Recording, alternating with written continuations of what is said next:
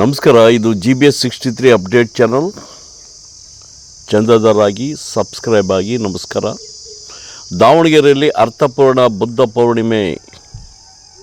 ವಿಶ್ವ ಮಾನವ ಕುಲಕ್ಕೆ ಸತ್ಯದ ವಿಚಾರ ಬೋಧಿಸಿದ ವೈಜ್ಞಾನಿಕವಾದ ಧರ್ಮದ ಕ್ರಾಂತಿಯ ಜಗತ್ತಿಗೆ ಸನ್ಮಾರ್ಗವನ್ನು ತೋರಿದ ಮಹಾಕರುಣಾಳು ಭಗವಾನ್ ಬುದ್ಧರು ಎಂದು ಬುದ್ಧ ವಿಚಾರಧಾರೆ ಸಂಘದ ಕತ್ತಲಗೆರೆ ತಿಪ್ಪಣ್ಣ ತಿಳಿಸಿದರು.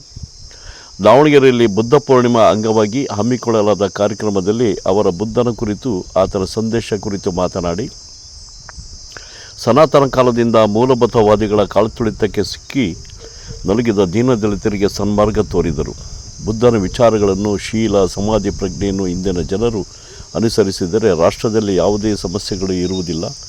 ಗೌತಮ ಬುದ್ಧರು ಭಾರತಕ್ಕಷ್ಟೇ ಅಲ್ಲದೆ ಜಗತ್ತಿಗೆ ದಾರಿ ತೋರಿದ ಶ್ರೇಷ್ಠ ದಾರ್ಶನಿಕ, ಶಾಂತಿ ಅಹಿಂಸೆಯ ದೂತ.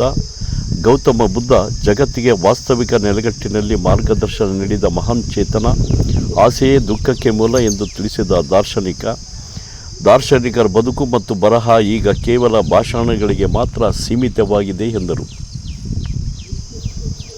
ಬುದ್ಧನ ಮಾನವೀಯತೆ, ಬಸವಣ್ಣನವರ ಸಮಾನತೆ, ಅಂಬೇಡ್ಕರ್ ಅವರ ವೈಚಾರಿಕತೆ ಇಂದಿಗೂ ಪ್ರಶಸ್ತವಾಗಿದ್ದು, ಪ್ರತಿ ಅಲಕ್ಷಿತ ಸಮುದಾಯಗಳಿಗೆ ಸಮಾನತೆಯನ್ನು ಕಲ್ಪಿಸಿಕೊಟ್ಟಾಗ ಮಾತ್ರ ಶೋಷಿತ ಸಮಾಜಗಳ ಉದ್ಧಾರ ಸಾಧ್ಯ ಎಂದು ತಿಪ್ಪಣ್ಣ ಕತ್ತಲಗೆರೆ ಆಶಯ ವ್ಯಕ್ತಪಡಿಸಿದರು.